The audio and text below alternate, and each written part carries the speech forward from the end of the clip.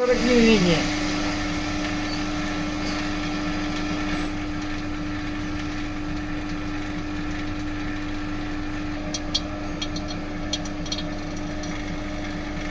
एक बार गाड़ी पकड़ के जाए फिर आगे।